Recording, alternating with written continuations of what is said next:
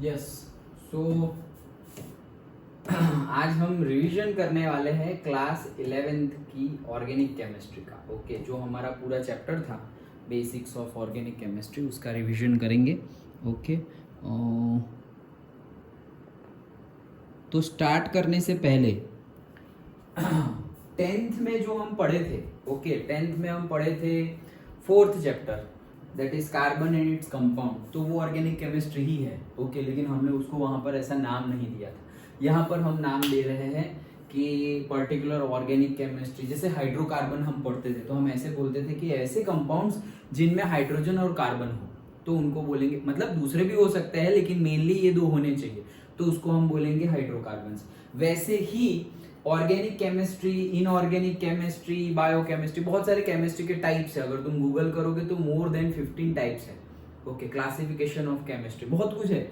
Nuclear chemistry, atomic chemistry, बहुत आता ही जाएगा। ओके, लेकिन कहने का मीनिंग है बेसिक जो पार्ट हम, मतलब जो दो पार्ट में अगर डिवाइड करना हो तो केमिस्ट्री को सिर्फ दो पार्ट में डिवाइड करना हो तो एक है ऑर्गेनिक केमिस्ट्री और एक है इनऑर्गेनिक केमिस्ट्री। ओके, फिर वैसे एनालिटिकल केमिस्ट्री भी करते हैं हम, लेकिन अगर वो 3 पार्ट हो गए ना फिर, लेकिन सिर्फ 2 में करना हो तो organic and inorganic, like that. अच्छा चलो, तो 10th का जो भी हो, जो भी याद हो दैट इज गुड। अगर याद ना हो और यहाँ यूज हो रहा हो सो तुम बता सकते हो कि सर याद नहीं है, थोड़ा एक बार एक्सप्लेन कर दीजिए। ओके, और एक्चुअली तो हम क्लासेस में, स्कूल्स में, सेल्फ स्टडी में तुमने ये चैप्टर 11th में पढ़ा भी होगा, तो मोटा मोटा आइडिया होगा। हाँ, थोड़े बहुत सपोज कंसेप्ट एकदम क्लियर नहीं है तो हम एकदम क्लियर कर देंगे। ओके चलो, तो what is organic chemistry? So organic chemistry is the study of organic compounds, their structures, properties and reactions. Simple definition है कि ऑर्गेनिक केमिस्ट्री क्या है। Organic chemistry study of organic compounds है, लेकिन सीए स्टडी में हम क्या करेंगे? Study of organic compound, the branch which deals with the study of organic compounds that is known as organic chemistry. लेकिन ये स्टडी, इतना बोल दिया हमने कि स्टडी करना, लेकिन स्टडी में क्या करना? तो स्टडी में उनके स्ट्रक्चर्स, उनकी प्रॉपर्टीज, प्रॉपर्टीज में भी physical properties, chemical properties, reaction, सब कुछ जो हम एनालिसिस करें, जो हम स्टडी करें, उसी को बोलते हैं हम ऑर्गेनिक केमिस्ट्री। ओके, सिंपल है। The branch which deals with the study of organic compounds. Okay, तो उसी को हम बोलेंगे ऑर्गेनिक केमिस्ट्री। यस, चलो, तो अब मतलब सिंपल अगर हम बोल दे तो जिसमें कार्बन हो ना उनको हम ऑर्गेनिक केमिस्ट्री बोल सकते हैं, कि मतलब जो कंपाउंड में कार्बन हो। जैसे कि हम बोल दे कि भाई कोई भी मीथेन, ओके, जो हम पढ़े थे 10th में 4th चैप्टर में, methane, ethane, propane, butane, hexane तक पढ़े थे ना, तो उसमें कार्बन है, हाइड्रोकार्बन है, बोलोगे उसमें कार्बन है तो ऑर्गेनिक कंपाउंड हो गया। लेकिन क्या जिनमें भी कार्बन हो, जिनमें भी कार्बन हो वो सारे के सारे ऑर्गेनिक कंपाउंड है? तो नहीं, ऐसा नहीं है। सिर्फ कार्बन होने से ऑर्गेनिक कंपाउंड हो जाए वैसा नहीं है। जैसे कि CO2, okay, carbon dioxide gas, carbon monoxide gas, CO, okay, तो ये सब में भी कार्बन तो है। कार्बन नॉन मेटल है या मेटल? पहले तो नॉन मेटल है। यस, ओके, और वो जनरली सॉलिड होता है, गैसियस होता है या लिक्विड होता है? सॉलिड होता है। Yes, okay, so all carbon containing compounds are organic? No. Okay, सभी के सभी ऑर्गेनिक नहीं होते। जैसे कि भाई हमारे पास कार्बन डाइऑक्साइड है, कार्बन मोनोऑक्साइड है, कार्बोनेट है जो हम लेते थे ना, calcium carbonate, CO3 group. Okay, तो उसमें भी कार्बन आया, तो वो भी है नहीं। ओके चलो, देन उसके एलोट्रोप्स, ओके, जैसे कि are allotropes of carbon organic compound. Allotropes हम पढ़े थे कि ये तो एक फॉर्म ही है, कार्बन का ही एक दूसरा फॉर्म है, दैट इज एलोट्रोप्स, जिनको हम बोलते थे, जिसमें आ जाता था डायमंड, जिसमें आ जाता था ग्रेफाइट। ओके, हम क्या, हाँ वो सब भी हम बोल सकते हैं। फिर फुलेरेंस था एक, ओके, पर्टिकुलरली। तो ये सारे के सारे क्या है? एलोट्रोप्स। वो तो टाइप्स ही है, कार्बन की ही टाइप्स है, मतलब ऐसा नहीं है कि कुछ दूसरा है, कार्बन किसी और के साथ मिल के बनाया हुआ है, नहीं, कार्बन का ही एक फॉर्म है। ओके, सो ये भी, ये PYQ था कि क्या ये एलोट्रोप, जैसे diamond, so diamond organic compound है या नहीं? तो कई लोग कंफ्यूज हो गए थे, मतलब कई स्टूडेंट्स कंफ्यूज हो गए थे, तो it is not an organic compound. Okay, और वो जो इससे पहले हमने देखा वो भी कॉम्पिटिटिव एग्जाम में पूछा गया है कि भाई suppose carbonate group, CO3 group है, तो ये ऑर्गेनिक है या नहीं है? तो सबने कार्बन देख लिया, यस, लेकिन इट इज नॉट। ओके, सो सब ऐसे छोटे छोटे क्वेश्चंस भी बनते रहते हैं। अब ऑर्गेनिक केमिस्ट्री हम पढ़ते क्यों है, why we are studying organic chemistry, vast use है। ओके जैसे ऑर्गेनिक केमिस्ट्री क्लास 11 का जो पहला ही पेज पढ़ोगे चैप्टर का, तो उसमें इंट्रोडक्शन है जो हम अभी पढ़ रहे हैं वो, और उसके बाद उसके यूजेस, उसकी एप्लीकेशन बताई गई है, और इतनी भर भर के एप्लीकेशंस हैं हमारी डे टू डे लाइफ में कि फिर हम बोलेंगे यार इतना इंपॉर्टेंस है तो पढ़ना तो पड़ेगा, क्योंकि हम जिसको इंपॉर्टेंस देते हैं टॉवर्ड्स दैट हम एनालिसिस करेंगे, हम अपना टाइम इन्वेस्ट करेंगे, हम अपने पैसे इन्वेस्ट करेंगे, लेकिन किसके लिए, जैसे कि हमारी प्रायोरिटी जो हो, हम जिसको इंपॉर्टेंस दे उसी के लिए हम पैसे इन्वेस्ट करेंगे ना, उसी के लिए हम टाइम इन्वेस्ट करेंगे, सब कुछ। ओके तो वैसे ही यहाँ पर हम समझ रहे हैं कि भाई फ्यूअल हो, सपोज पेट्रोल है, ओके तो पेट्रोल अगेन वो क्या है, कार्बन का कंपाउंड है। देन ह्यूमन बॉडी, हमारी बॉडी में जो बोन्स एंड ऑल, तो वो कार्बन से बनी हुई है हमारी बॉडी भी। देन मेडिसिन, बीमार हो जाए तो मेडिसिन भी हम खा रहे हैं, तो बहुत मतलब मेजरली जो मेडिसिन होती है उसमें कार्बन होता है। ये तो हमने वो 4th चैप्टर जो 10th में पढ़े थे तब भी हमने डिस्कस किया था कि भाई दुनिया में सबसे ज्यादा कंपाउंड किसी के हो तो वो 3 एलिमेंट्स है, कार्बन, हाइड्रोजन और ऑक्सीजन। ओके तो वही चीज है। देन क्लोथ, तो क्लोथ बनते हैं, वैसे तो ये पूरा का पूरा जो हमारा क्रूड ऑयल होता है उसको डिफरेंट लेवल पे फिल्टर करके हमारे पास पेट्रोल, डीजल, नेफ्था, केरोसिन, कोल टार, ओके और फिर ऐसे जो बहुत ही वेस्ट पार्टिकल है ना उसमें से तो अच्छे अच्छे कपड़े बन जाते हैं। ओके पॉलिएस्टर और वो सब क्या है, ये क्रूड ऑयल में से भी फिल्टर में से निकला हुआ प्रोडक्ट है। ओके सो ये उसका इंपॉर्टेंस है, that's why we have to learn it. अब देखो थोड़ा हिस्ट्री देख ले तो around the year 1780 chemist began to distinguish between organic compounds obtained from plants and animals and inorganic compounds prepared from the mineral sources. तो पहले के time पे साइंटिस्ट क्या मानते थे कि जो लिविंग में से हमें मिले, जो भी लिविंग में से मिले मतलब प्लांट्स है, एनिमल्स है, उनको हम क्या बोलेंगे, ऑर्गेनिक। और जो नॉन लिविंग में से मिले, मतलब जैसे कि एल्यूमिनियम मिला कहीं से कॉपर मिल गया, जमीन डिग की और हमें गड्ढा खोद के अंदर से मिल गया कॉपर, अंदर से मिल गया आयरन। ओके तो वैसा कुछ मिल गया, तो अब उसमें से कुछ बनाया हुआ है हमने, या उसको ही हम क्या बोल देते हैं कि इनऑर्गेनिक है, लाइक दैट। सो वैसे था, डिस्टिंग्विश कर रहे थे, जैसे कि Berzelius a Swedish chemist proposed that a vital force was responsible for the formation of organic compounds। तो बर्जेलिस ने बोला था कि एक वाइटल फोर्स रिक्वायर्ड है, मतलब एक से वाइटल फोर्स मतलब बहुत ज्यादा इंपॉर्टेंट लेकिन इमेजिनरी, हमें नहीं पता, मतलब उस टाइम पर उनको भी नहीं पता था कि ऐसा तो कौन सा फोर्स है, ऐसी तो कौन सी इंग्रेडिएंट है जिसकी वजह से ऑर्गेनिक कंपाउंड्स बनते हैं। तो ये बर्जेलिस ने बताया था। ओके देन 1828 में एफ होलर सिंथेसाइज, ये सब बुक में है 11th की। सो 1828 में F Wohler synthesised an organic compounds urea from inorganic compound ammonium cyanate. Okay तो उन्होंने लेबोरेटरी में से यूरिया बना दिया, और यूरिया क्या है, ऑर्गेनिक कंपाउंड। ओके मतलब ऑर्गेनिक कंपाउंड बना दिया, किससे बना दिया, इनऑर्गेनिक कंपाउंड से। एमोनियम साइनेट इनऑर्गेनिक है, तो इनऑर्गेनिक में से बना दिया ऑर्गेनिक। लेकिन हम तो पहले, इससे पहले जब होलर ने ये एक्सपेरिमेंट किया उससे पहले तो लोग क्या मानते थे कि जो आ रहा है लिविंग में से वो है ऑर्गेनिक, और जो नॉन लिविंग में से आ रहा है वो है इनऑर्गेनिक।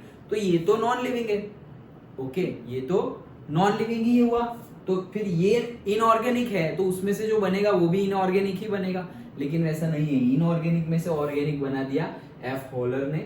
सो फिर पता चला कि नहीं, ये जो हम मानते थे पहले से, ऐसी बहुत सारी चीजें हैं कि हम कंटिन्यूअसली मानते रहते हैं 10 ईयर्स, 50 ईयर्स, 100 ईयर्स, 200 ईयर्स, और फिर अचानक से कोई एक इन्वेंट्री हो जाती है, एक कोई भी मतलब डिस्कवरी हो जाती है, और फिर हम बोल देते हैं कि नहीं यार that was wrong, we were wrong, like that. Okay so वैसा ही केस था, दैट्स इट।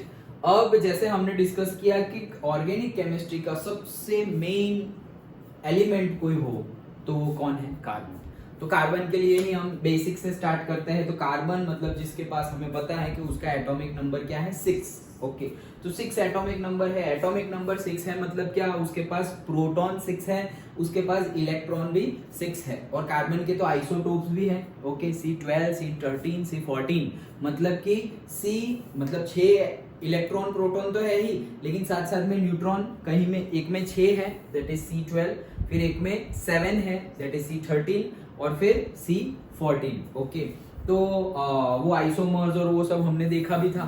ओके सो वो एटॉमिक नंबर पे आएगा, 12 एटॉमिक नंबर है, तो वहां से हम अगर कैलकुलेट करें तो एटॉमिक नंबर 6 है। सो जो फोर्थ चैप्टर था 11th में, दैट इज केमिकल बॉन्डिंग वाला, ओके, सो उसमें हम सब कुछ पढ़े थे कि कैसे लिखना है, कैसे बॉन्ड बनता है। सो 1s2 2s2 एंड 2p2, 6 है ना, तो 2p2, ओके, तो ये उसकी इलेक्ट्रॉनिक कॉन्फ़िगरेशन है।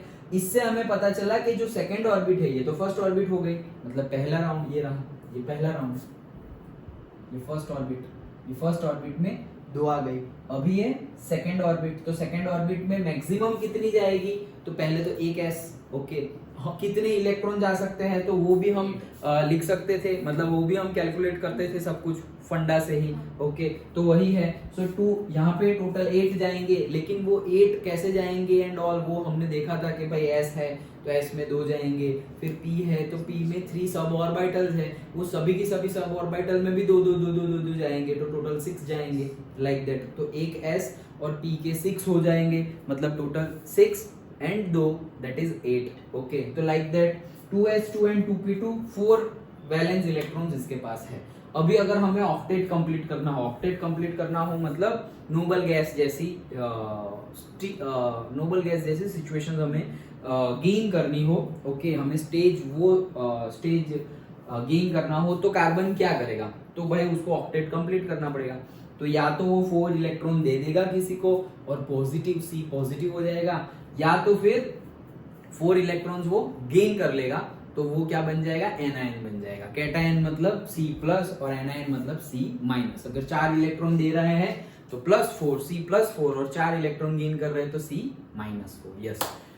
सो ये था कार्बन के बारे में। लेकिन हमने ये भी पढ़ा था 10th में कि भाई ये जो इलेक्ट्रॉन एक्सचेंज की बात हो रही है, 4 इलेक्ट्रॉन्स देना और 4 इलेक्ट्रॉन्स लेना, ये सब तो बातें किसकी है, मतलब इलेक्ट्रॉन एक्सचेंज, जहां पर हमें कौन सा बॉन्ड बनेगा याद है, आयनिक बॉन्ड बनेगा, ओके। और ये भाई साहब करते क्या है कार्बन, वो तो शेयरिंग करते हैं, वो ना किसी को इलेक्ट्रॉन अपने दे देते हैं और ना ही हमेशा के लिए ले लेते हैं, वो तो शेयर करते हैं कि मेरे पास 4 है, तुम्हारे पास भी 4 है, अच्छा चलो तो तुम आ जाओ, तो जब मुझे जरूरत होगी तो मैं अपने 4 तो यूज करूंगा और तुम्हारे 4 भी यूज करूंगा, लेकिन जब तुम्हें जरूरत होगी तो तुम भी मेरे यूज कर सकते हो, दैट इज शेयरिंग, ओके, दोनों का है, लाइक दैट। जैसे कि ऐसा समझो कि 2 सिबलिंग्स के बीच में एक साइकिल है, दैट मीन्स कि भाई तुम सुबह क्लास जाके आ गए दोपहर को, फिर उसका क्लास शाम को है, तो वो वही साइकिल लेके दूसरा सिबलिंग्स भी जाके आ गया, 2 भाई है, भाई बहन है, 2 सिस्टर है, ओके, व्हाटएवर। सो वैसे ही ओके शेयरिंग करते हैं, और शेयरिंग करते हैं तो हमें पता है कोवेलेंट बॉन्ड बनता है, ओके। सो जो कार्बन है वो कोवेलेंट बॉन्डिंग करता है। नाउ अब हम आगे समझते हैं हाइब्रिडाइजेशन, जो भी बेसिक है वहीं से पूरा स्टार्ट कर रहे हैं, ओके। बुक में भी यही है, वैसे तो बुक के अकॉर्डिंगली ही है हमारा, जो भी ये नोट्स है वो बुक के अकॉर्डिंगली है पूरी की पूरी, ओके। चलो, सो हाइब्रिडाइजेशन, अभी पहले तो हाइब्रिडाइजेशन की जरूरत क्या पड़ी, to explain the characteristics of geometrical shapes of polyatomic molecules. Poly मतलब 2 से ज्यादा, okay. So polyatomic molecules मतलब जिसमें कार्बन है, दूसरा कोई एटॉम है और भी मतलब बहुत सारे एटॉम्स है। सो पॉली एटॉमिक अगर है, जैसे कि हमने यहाँ पे मीथेन ले लिया, देखो CH4, यहाँ पर हमने एमोनिया ले लिया NH3, तो कितने सारे हैं, ओके, 1 2 से ज्यादा ही है।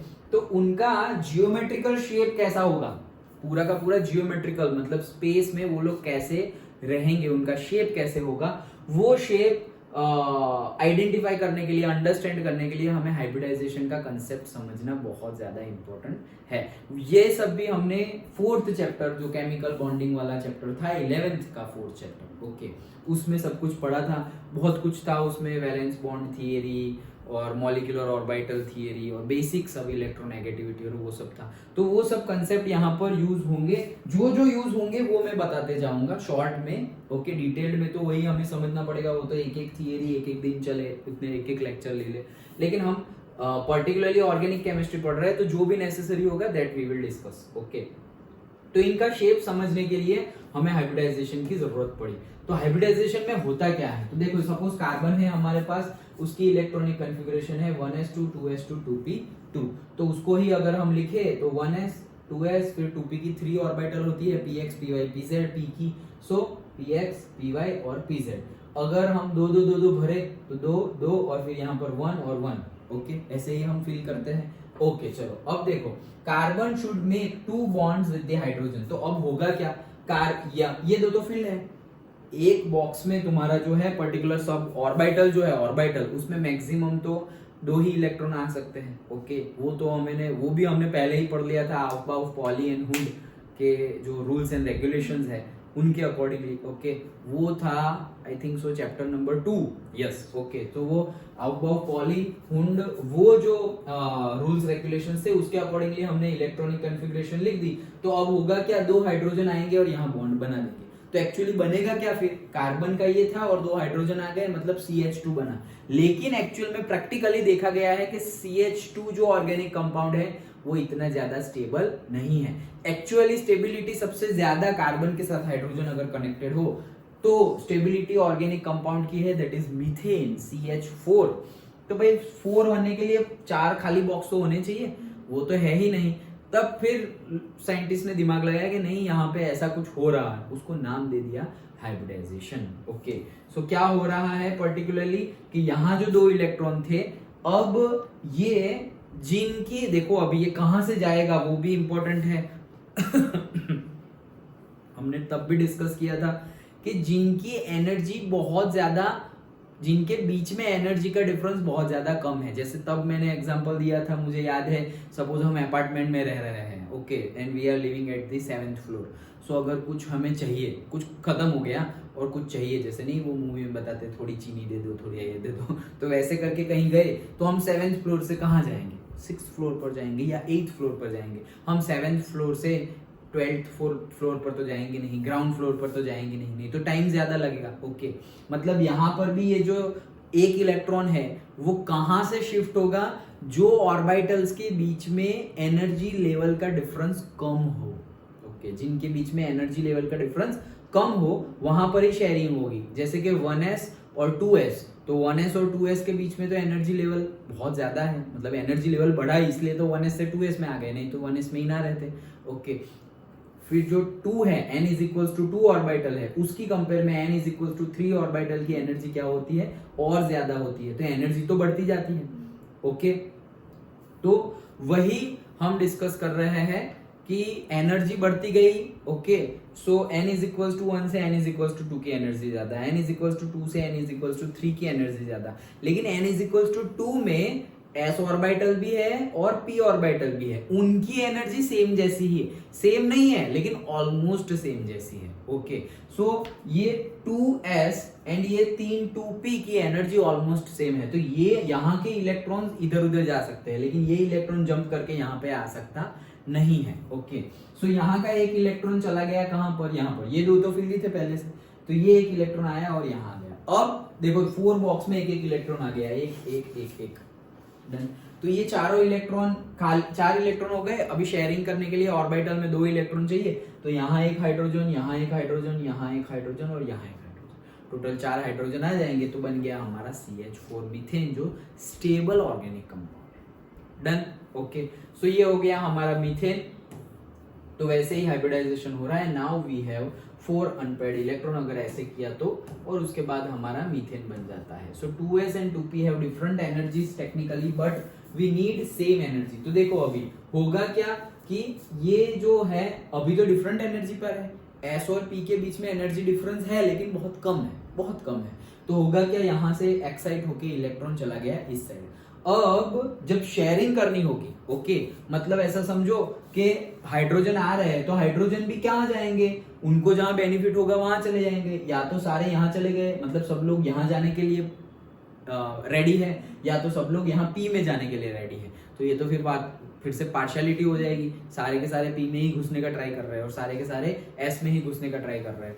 तो उससे पहले ही यहाँ पर क्या हो जाता है, ये सारी की सारी एनर्जी एक दूसरे के साथ मिक्सिंग होके हाइब्रिडाइज्ड एनर्जी लेवल बन जाता है। मतलब कि ये सभी ऑर्बिटल्स की एनर्जी क्या हो जाती है, सेम, एग्जैक्टली सेम। पहले भी डिफरेंस तो कम था, मतलब मे बी ऐसा मान लो कि 6 जूल एंड 5.9 जूल, तो कम डिफरेंस है, लेकिन अब तो सारे की सारी 6 जूल हो गई, सारी की सारी क्या हो गई, 6 जूल, लाइक दैट। अभी जैसे हमें पता है कि एस ऑर्बिटल, ये हाइब्रिडाइजेशन भी हम पढ़े हुए हैं, ये जरूरी है उतना ही डिस्कस करते हैं। सो एस ऑर्बिटल है, उसका शेप है ऐसे स्फेरिकल शेप, फिर पी ऑर्बिटल है तो ऐसे डम्बल शेप है, ओके sp d ऑर्बिटल है तो उसका डबल डम्बेल शेप है, और f का तो अभी भी रिसर्च में है, ये सब हमने पढ़ा हुआ था, तो वही चीज है। ओके चलो, so all orbitals of valence shell mix to form 4 hybrid orbitals of the equal energy. Yes, अभी जितने मिक्स हो वैसे हाइब्रिडाइजेशन मतलब हाइब्रिडाइज्ड ऑर्बिट का नाम देंगे। अगर एक s और एक p ही, यहां से एक s और एक p, बस यहां ही इनका ही हुआ मिक्सिंग, तो हम क्या बोल देंगे sp हाइब्रिडाइजेशन।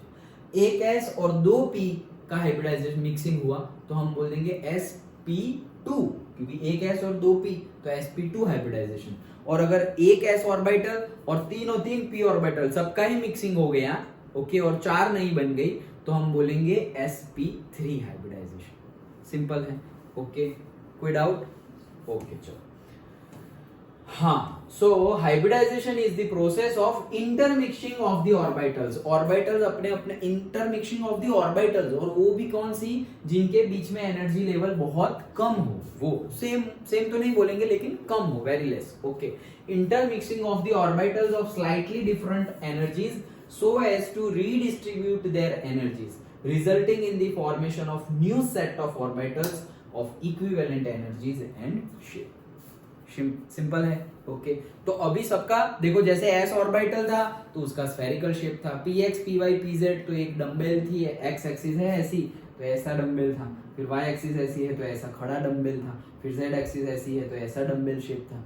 लेकिन अब क्या हो गया, अब सबका शेप सेम हो गया, सबकी एनर्जी सेम हो गई, सबका नाम भी सेम हो गया, sp2 sp3 sp hybridised orbital. Okay done, तो ये था हमारा हाइब्रिडाइजेशन।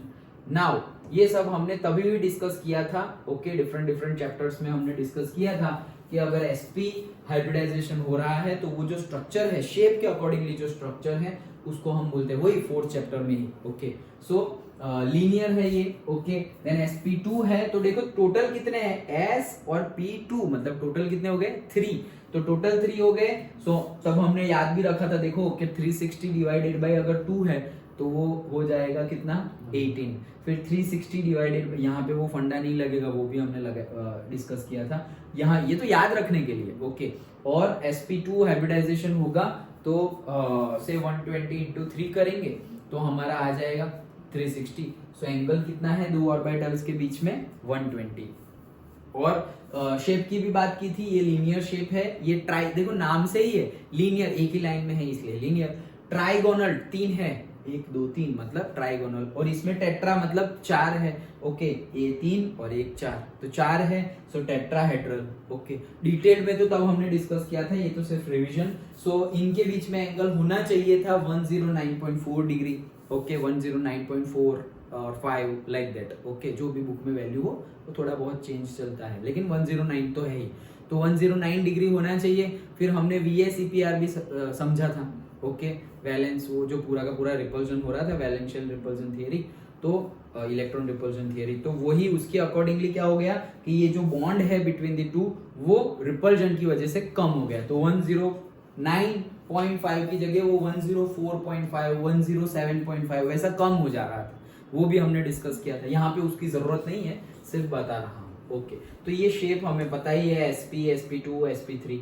नाउ देखो, the number of hybrid orbitals is equal to the number of atomic orbitals that get hybridized। Okay, ये तो हमने अभी पढ़ा वही है क्या, कि कितनी हाइब्रिडाइज्ड ऑर्बिटल मिलेगी, भाई जितनी मिक्स हो रही है उतनी मिलेगी। अगर 2 मिक्स हो रही है तो 2 मिलेगी, अगर 3 ही मिक्स हो रही है तो 3 मिलेगी, 4 मिक्स हो रही है तो 4 मिलेगी, simple.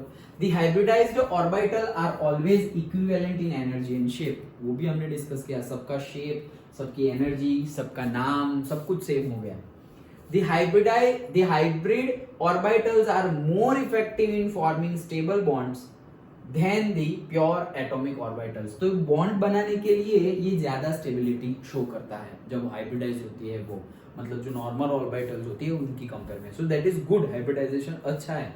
Okay, and hybrid orbitals are directed in space in some preferred directions to have minimum repulsions between the electron pairs and thus a stable arrangement। तो इसी के बाद हमने VACPR समझा था कि वो जो ऑर्बिटल्स स्पेस में सेट हो जाती है तो वो कैसे सेट होती है, जिसमें कि रिपल्जन कम से कम हो। ओके क्योंकि सारी ऑर्बिटल्स में है क्या, इलेक्ट्रॉन, सबके बीच में इलेक्ट्रॉन ही है, लाइक चार्जेस ही है, अगर एक पॉजिटिव एक नेगेटिव होता तो भी अट्रैक्शन होता। ये एक ऑर्बिटल, यहाँ पे एक इलेक्ट्रॉन है, यहाँ पे ये दूसरी ऑर्बिटल, यहाँ पे एक इलेक्ट्रॉन है, यहाँ पे, अभी ये ऐसे के ऐसे रहेंगे तो रिपल्जन ही होगा। तो ऐसे रिपल्जन होगा कि एक ये कोने में एक ये कोने में, ऐसे सामने सामने। ओके तो मतलब अभी 180 का डिफरेंस हो गया, अभी तो चांसेस ही नहीं है। ओके लेकिन अगर तीन हुए तो तीन हुए तो भी वो ऐसे रहेंगे, जितना मैक्सिमम पॉसिबल हो उतना वो लोग स्पेस में अपने आप को अरेंज कर देंगे। ओके तो वही चीज बताई गई। डन। ओके जिससे कि रिपल्जन हमारा सबसे कम हो। नाउ वैलेंस बॉन्ड थियरी के अकॉर्डिंगली हमें पता ही है, फिर भी एक क्विक रिवीजन ओके कि कैसे हाइब्रिडाइजेशन होता है। सो जैसे कि यहाँ पर एग्जांपल है मीथेन का, CH4 का। तो पहले कार्बन की इलेक्ट्रॉनिक कॉन्फ़िगरेशन हम लिखेंगे, फिर हाइड्रोजन की लिखेंगे। तो कार्बन की हो जाएगी 1s2 2s2 2p2 और हाइड्रोजन की हो जाएगी 1s1 हाइड्रोजन के लिए। ओके तो वैसे तो 4 हाइड्रोजन है लेकिन हमने एक लिख की लिख ली, हो गया। ओके अब आगे डिस्कस करें तो ये जो है हमारी कार्बन की 1s2 2s2 2p2।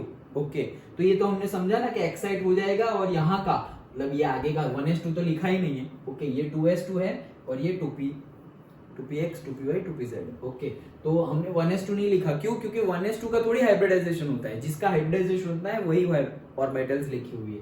सो यहां से एक इलेक्ट्रॉन एक्साइट होकर चला गया यहाँ पर। ओके अब सब लोग मिक्स हो गए, मतलब कौन सब लोग, एक s ऑर्बिटल और 3 p ऑर्बिटल मिक्स हो गए। अगर ये लोग मिक्स हो गए तो वो लोग अब सेम एनर्जी के हो गए, सेम शेप के हो गए, सबका नाम भी सेम हो गया, sp3 sp3 sp3। Okay naming भी उसी के अकॉर्डिंगली है। अगर एक s और 3 p मिक्स हो रही है तो sp3, एक s और 2 p मिक्स हो रही है तो sp2, और एक s और एक ही p इंटरमिक्सिंग हो रही है, बाकी की 2 पार्टिसिपेट नहीं कर रही है p की, तो उसको बोलेंगे sp। Okay that's it. तो इसमें अब sp3 हाइब्रिडाइजेशन हो रहा है। ओके नाउ sp3 हाइब्रिडाइजेशन हुआ तो ये लोग इकट्ठा हो जाएंगे, और sp3 हाइब्रिडाइजेशन तो अभी हमने पढ़ा था। Okay that is tetrahedral. Okay तो वही चीज है। तो पर्टिकुलरली हमें वैसे एंगल भी मिलेगा, देखो यहाँ पर भी एंगल होना चाहिए क्या, 109.5 अभी हमने देखा टेट्राहेड्रल में, लेकिन कितना हो जा रहा है ये, यहाँ ये तो बॉन्ड लेंथ है लेकिन हो जा रहा है इससे कम। ओके जो मीथेन के केस में हमने 104.5 देखा था वो मतलब कम हो गया VSEPR के अकॉर्डिंग, तो वही चीज है। देन नेक्स्ट देखते हैं C2H4। C2H4 मतलब क्या, इथीन है ये C2H4, जैसे कि CH4 है, अभी दूसरा CH4 है, तो एक कार्बन ऐड कर दो तो C2 हो गया। ओके और दूसरा H2 ऐड कर दो, क्योंकि हम तो होमोलोगस सीरीज पढ़े थे ना 10th में, CH2 14 AMU जितना बढ़ता था हर बार, तो CH2 ऐड कर दो तो CH4 है उसमें दूसरा C ऐड करेंगे तो 1 का 2 हो गया, और ये 4th है उसमें 2 H ऐड कर देंगे तो 6 हो गया। तो एक्चुअल में इथेन, जो मीथेन के बाद इथेन बनता है वो क्या होता है, C2H6। अभी C2H6 जो है तो यहाँ पर तो C2H4 है, मतलब हुआ क्या कि ये इथेन नहीं है, ये अल्केन नहीं है, ये क्या है, अल्कीन है। अभी ईथ तो है ही, C2 मतलब ईथ तो है ही।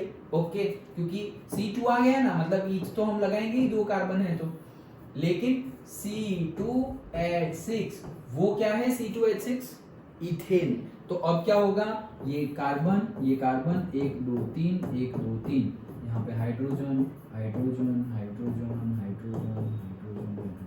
अब क्या हो रहा है कि यहाँ पर तो 4 ही है, मतलब 2 हाइड्रोजन नहीं है, तो हमने यहाँ से एक हाइड्रोजन और यहाँ से एक हाइड्रोजन निकाल लिया, तो यहाँ पे हो गया ये ऐसा है। अभी यहाँ का भी एक हाइड्रोजन निकल गया, यहाँ का भी एक हाइड्रोजन निकल गया, तो इसकी एक वैलेंसी खुली हुई है, देखो टेट्रा वैलेंसी 1 2 और 3 है, एक बाकी है, इसकी भी 4 होनी चाहिए, 1 2 और 3 एक बाकी है, तो दोनों ने एक दूसरे के साथ ही बॉन्डिंग कर दी। ओके तो अब देखो इसकी हो गई 4 1 2 3 4, इसकी भी 4 हो गई 1 2 3 4। ओके तो ये बन गया C2H4 दैट इज इथीन। तो इथीन है तो इथीन में क्या होगा, sp। देखो एक कार्बन कैसे आइडेंटिफाई करेंगे, पर्टिकुलरली कार्बन कितने के साथ जुड़ा हुआ है वो देख लो। ओके कार्बन जितने के साथ जुड़ा हुआ हो वही जनरली बॉन्ड बनेगा। डन। ओके तो वो अभी हम नेक्स्ट थियरी देखने ही वाले हैं। लेकिन यहाँ पर फिर क्या होगा, तो देखो यहाँ पर S और 2p आ जा रहा है, एक S और 2p, तो ये पार्टिसिपेट नहीं कर रहा है, तो sp2 हो गया। अब ये अगर sp2 हो गया तो सर ये जो पार्टिसिपेट नहीं कर रहा है उसने क्या किया, उसने वो जो दूसरा बॉन्ड बन रहा था ना, सिंगल बॉन्ड तो बन गया था, लेकिन जो दूसरा बॉन्ड बन रहा था वो ये p ऑर्बिटल से, हमने 4th चैप्टर में ही डिस्कस किया था कि इसकी p ऑर्बिटल, जैसे ये डंबल शेप ये रहा और इससे, तो ये जो पाई बॉन्ड बन रहा था, पहला वाला सिग्मा बॉन्ड और दूसरा वाला पाई बॉन्ड, तो वो जो पाई बॉन्ड बन रहा था वो ये बना रहा है 2p। Done, okay. जो हाइब्रिडाइजेशन में पार्ट नहीं लिया वो बॉन्ड बना रहा है, यस दैट्स इट। देन हम C2 फिर से 2 ही है, मतलब इथ ही है, लेकिन H2 है, तो देखो वापस H2 इथाइन है, यस, तो उसमें ट्रिपल बॉन्ड होता है। सो वही चीज हम डिस्कस कर रहे हैं कि कार्बन के ये 3 हो गए और ये 3 हो गए, यहाँ पर एक H लिखेंगे, और ये 3 हो गए, यहाँ पर एक H लिखना रह गया, मतलब दोनों साइड H रहेगा, ओके। तो सिंपल है। अब यहाँ पर क्या हो रहा है, एक S और एक P, only 1S and 1P, ये दोनों, ये एक S और एक P, ये दोनों पार्टिसिपेट नहीं कर रहे, तो ये एक ऊपर बॉन्ड बना देगा पाई बॉन्ड, और ये भी एक नीचे, तो 2 पाई बॉन्ड और एक सिग्मा बॉन्ड बनेगा। Done, okay. तो ये था हमारा sp3, sp and sp2, okay, तीनों। नाउ ये हाइब्रिडाइजेशन से हमें बहुत सारी चीजें पता चलती है जो आगे जाके यूजफुल रहेगी, that is more the S character, shorter and stronger bonds. तो पहले तो हमें ये पता ही है, क्या वो भी हम 4th चैप्टर में ही पढ़ लिए थे, chemical bonding and molecular structure में, क्या कि बॉन्ड लेंथ जितनी ज्यादा उतना बॉन्ड स्ट्रेंथ कम, ओके, और बॉन्ड लेंथ जितनी छोटी उतना बॉन्ड स्ट्रॉन्ग, मतलब बॉन्ड स्ट्रेंथ ज्यादा, ओके, ये तो हमने पढ़ा हुआ ही था। सो यहां क्या बोल रहे हैं, मोर the S character, shorter and stronger bonds. S character जितना ज्यादा, अभी S कैरेक्टर ज्यादा मतलब S ऑर्बिटल ज्यादा। अभी सोचो S ऑर्बिटल का शेप कैसे होता है, स्फेरिकल। स्फेरिकल मतलब ऐसे यहाँ पे है, ऐसा स्फेरिकल हो गया। लेकिन अगर P ऑर्बिटल होता तो उसका तो डंबल शेप, तो उसकी बॉन्ड लेंथ कितनी ज्यादा हो जाती है। ऐसे डंबल ड्रॉ करो और एक छोटा सा स्फीयर ड्रॉ करो, ओके, तो स्फीयर की रेडियस कितनी कम होगी, लेकिन 2 डंबल है तो पूरी की पूरी लेंथ कितनी ज्यादा होगी। तो उस हिसाब से याद भी रह जाएगा कि जो S ऑर्बिटल जिसमें है, मतलब जिसमें S कैरेक्टरिस्टिक्स ज्यादा है, उसमें लेंथ जो होती है वो बॉन्ड लेंथ क्या होती है, शॉर्टर। और अगर बॉन्ड लेंथ शॉर्टर होती है तो फिर बॉन्ड स्ट्रेंथ क्या हो गया, स्ट्रॉन्गर। तो इसलिए लिखा हुआ है shorter and stronger bonds, okay. Then sp hybridisation जो है, S और P, देखो 2 ही लोग हैं, S और P, तो 100 डिवाइडेड बाई 2 करेंगे तो क्या होगा, 50-50, तो 50 S कैरेक्टर और 50 P कैरेक्टर, यस, ओके। वैसे ही sp2 देखे तो एक S और 2 P, मतलब टोटल 3, तो 100 डिवाइड बाई 3 करेंगे तो कितना होगा, 33.33, ऐसे ही ले लेंगे हम। सो तो P का कितना हुआ, 66.66, और S का कितना हुआ, 33.33, मतलब S कैरेक्टर कम हो गया। S कैरेक्टर कम हो गया तो अभी हमने देखा कि बॉन्ड जो शॉर्टर था वो लॉन्गर हो गया। अगर बॉन्ड लेंथ बढ़ गई तो बॉन्ड की स्ट्रेंथ क्या हो गई, वीक हो गई। डन, ओके, पक्का, हाँ, चलो। सो sp2 हाइब्रिडाइजेशन, सो sp2 हाइब्रिडाइजेशन में S कैरेक्टर कितना होता है, तो वो याद रखना 33.33, okay. And next sp3 hybridisation, तो sp3 हाइब्रिडाइजेशन देखे तो देखो एक S और 3 P, मतलब टोटल कितने हो गए, 4, ओके। अभी 100 डिवाइड बाई 4 करेंगे तो 25, तो सबके लिए 25 25 25 25, 3 P थे तो 25 3 जा 75, तो 75% P और 25% S कैरेक्टर, सिंपल है, ओके। नाउ इसी के बेस पे इलेक्ट्रोनेगेटिविटी का क्वेश्चन बनता है, अभी मैंने लिखा तो है, आगे आएगा। Hybrid orbitals having more S characters are more electronegative, yes, okay. देखो क्या, जो भी हाइब्रिड ऑर्बिटल है उसमें जितना ज्यादा S कैरेक्टर होगा, जितना ज्यादा S कैरेक्टर होगा उतनी ज्यादा इलेक्ट्रोनेगेटिविटी होगी। इलेक्ट्रोनेगेटिविटी मतलब सिंपल मीनिंग में अगर हम समझे तो इलेक्ट्रॉन को अट्रैक्ट करने की tendency, that's it, that is the electronegativity. Electron को, जैसे कि यहाँ पर मैं हूँ Na+, ओके, और दूसरा है Mg+2, तो Na+ भी क्या करेगा, प्लस है तो इलेक्ट्रॉन को अट्रैक्ट करेगा। Mg+2 है वो भी प्लस है तो इलेक्ट्रॉन को अट्रैक्ट करेगा। यहाँ पे एक इलेक्ट्रॉन ऐसे घूम रहा है। ओके, तो Na और Mg दोनों में से जो जल्दी इलेक्ट्रॉन को अट्रैक्ट कर ले, जो जल्दी इलेक्ट्रॉन को अट्रैक्ट कर ले उसकी इलेक्ट्रोनेगेटिविटी ज्यादा, और जो जल्दी इलेक्ट्रॉन को अट्रैक्ट ना करे उसकी इलेक्ट्रोनेगेटिविटी कम। Any idea? सपोज यही दो हो तो हम क्या आंसर देंगे, किसकी इलेक्ट्रोनेगेटिविटी ज्यादा होगी, Mg+2 की या Na की? गेस तो करो। नहीं, ज्यादा होगी इलेक्ट्रोनेगेटिव। जैसे ये Na है, ओके, Na+ है, Na मतलब Na+ है, और ये है Mg+2, और यहाँ पर इलेक्ट्रॉन घूम रहा है, तो कौन खींच लेगा उसको? Mg+2 खींच लेगा या ये खींचेगा, Na या Mg+2? Na नहीं, गलत जवाब। Mg+2 हमने तो याद भी रखा हुआ था, अगर याद आ जाए तो मेरे भाई, क्या कि पीरियड, ये क्या हो गया, अरे अगर पीरियोडिक टेबल अगर हम देखें, ओके, ये तो ट्रिकी है, लेकिन हमने वो कंसेप्ट तो तब समझा था, लेकिन ट्रिक के अकॉर्डिंगली हमने क्या याद रखा था कि पीरियोडिक टेबल में if we are going from left to right, electronegativity will increase. Okay, क्यों? क्योंकि वो तो उसके रीजंस थे, वो तो पर्टिकुलर थियरी है तो लंबा है, लेकिन हमने याद कैसे रखा था, सबसे ज्यादा इलेक्ट्रोनेगेटिविटी किसकी है? सबसे ज्यादा फ्लोरीन की। सबसे ज्यादा इलेक्ट्रोनेगेटिविटी किसकी है? फ्लोरीन की। हमने डिस्कस किया था कि पूरे पीरियोडिक टेबल में ऐसा हो जो सबके पास से ही इलेक्ट्रॉन खींच लेता है, इवन अपनी फैमिली मेंबर के पास। हमने भी बोला था वो भिखारी का सरदार, ओके, तो वो कौन है? फ्लोरीन, कि सबके पास से इलेक्ट्रॉन खींच लेता है, सबके पास से, इवन अपने ही ग्रुप के पास से भी खींच लेता है, फ्लोरीन, क्लोरीन, ब्रोमीन, आयोडीन, तो ये तो उनकी फैमिली मेंबर है। ओके, ये भी हमने याद रखा था कि आइसक्रीम कौन खा रहा है? जमीन खा रही है। ओके, तो ये हो गया फ्लोरीन, फिर ये आइसक्रीम नीचे गिर गया, फ्लोरीन, फिर ब्रोमीन, और ये है आयोडीन। सो फ्लोरीन, क्लोरीन, ब्रोमीन, आयोडीन, तो सबसे ज्यादा एटॉमिक साइज किसकी? आयोडीन की, फिर ब्रोमीन की, फिर क्लोरीन की, और सबसे छोटा कौन? फ्लोरीन। ओके, और अगर पीरियड में देखे तो आइसक्रीम कौन खा रहे हैं? हम ही खा रहे हैं, लेफ्ट हैंड साइड में खड़े होकर ऐसे। ओके, तो जैसे कि यहाँ पे Na और उसके बाद क्या आएगा? Mg, तो Na और Mg में से एटॉमिक साइज किसकी बड़ी? Na की, और एटॉमिक साइज छोटी किसकी? Mg की।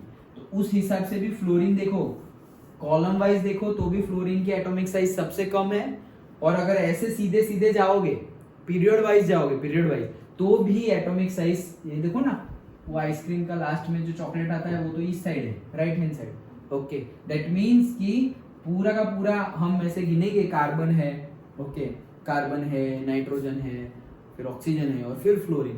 ओके, सो सपोज ये कार्बन, फिर नाइट्रोजन, फिर ऑक्सीजन, और फिर यहाँ पे आता है फ्लोरीन, तो वो भी मतलब वो हमारा 17th वाला group, okay, group number 17, halogen group, तो उसके हिसाब से भी एटॉमिक नंबर तो व्हाट एवर, लेकिन एटॉमिक साइज की बात कर रहे हैं हम, एटॉमिक रेडियस, एटॉमिक साइज की बात कर रहे हैं। तो सबसे ज्यादा, सबसे कम, वो ग्रुप वाइज देखो या पीरियड वाइज देखो, सबसे कम एटॉमिक साइज किसकी है? फ्लोरीन की, और सबसे ज्यादा इलेक्ट्रोनेगेटिविटी किसकी है? फ्लोरीन की, और वो भी वैल्यू भी हमने याद रखी थी, याद हो तो 4, ओके, 4.0, एग्जैक्ट 4.0 इलेक्ट्रोनेगेटिविटी की वैल्यू। ओके, वो तो जनरल पर्पस के लिए थी।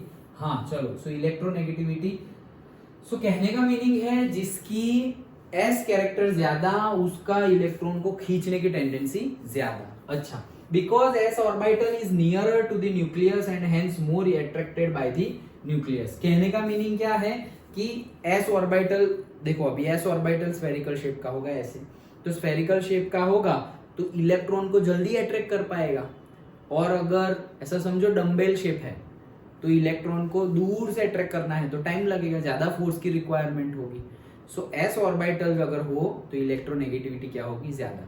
मतलब जितनी ज्यादा S ऑर्बिटल की कैरेक्टरिस्टिक्स उतना ज्यादा इलेक्ट्रोनेगेटिविटी। तो अभी तुम ही बताओ, चलो, क्या कि sp है, sp2 है, sp3 हाइब्रिडाइजेशन हो रहा है, ये 3 हाइब्रिडाइजेशन हो रहे हैं, तो कौन से हाइब्रिडाइजेशन में इलेक्ट्रोनेगेटिविटी सबसे ज्यादा होगी।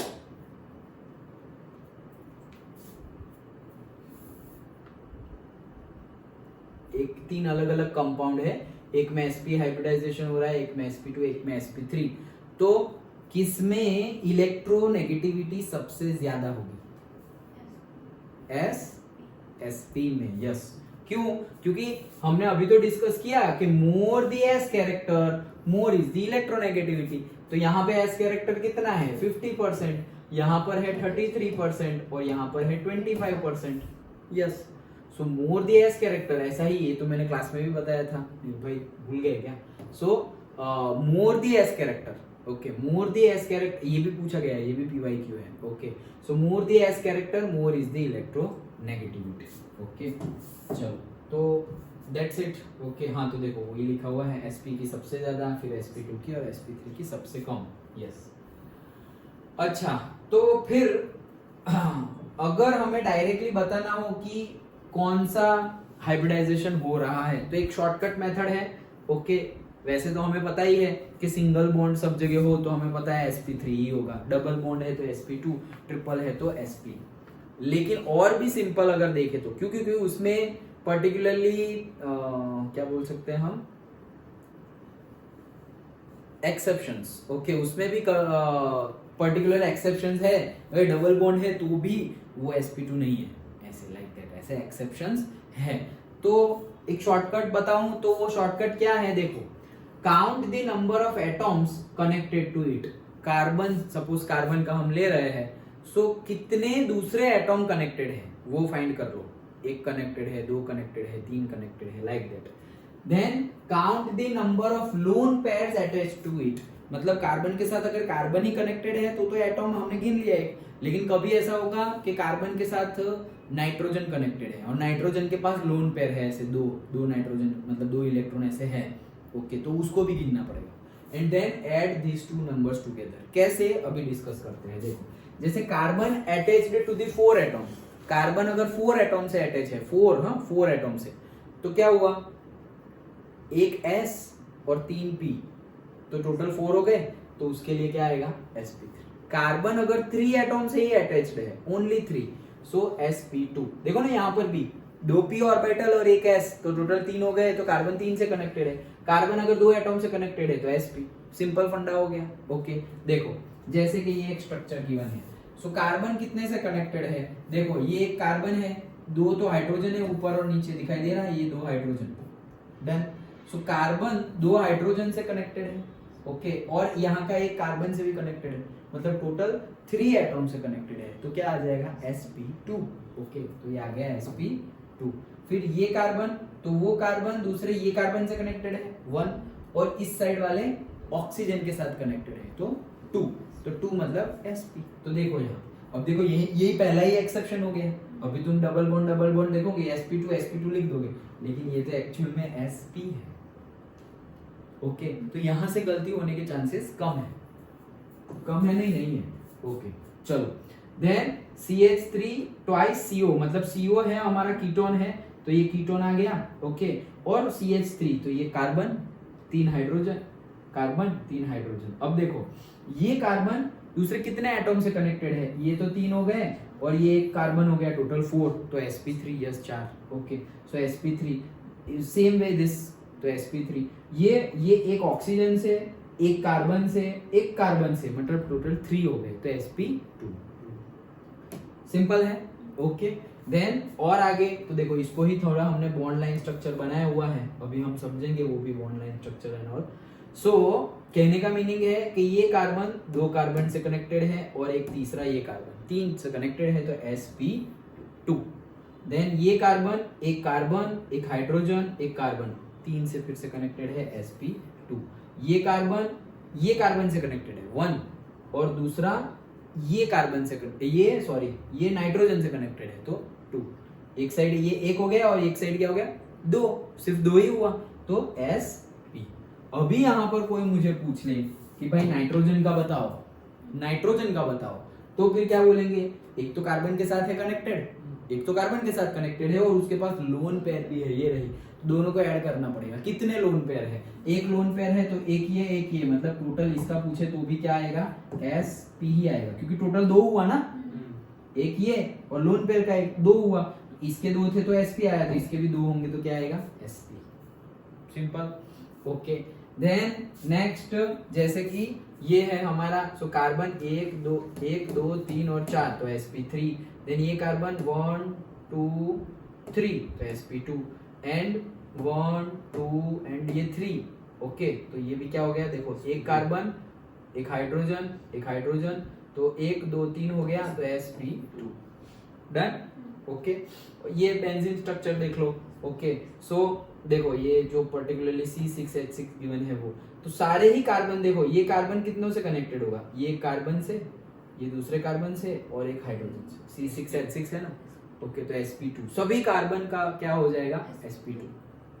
डन निर्भय। हाँ तो 3 से ही ना, तो देखो ना एक ये और 2p तो 3 हो गए ना। 3 के लिए sp2, 4 के लिए sp3, 2 के लिए sp2।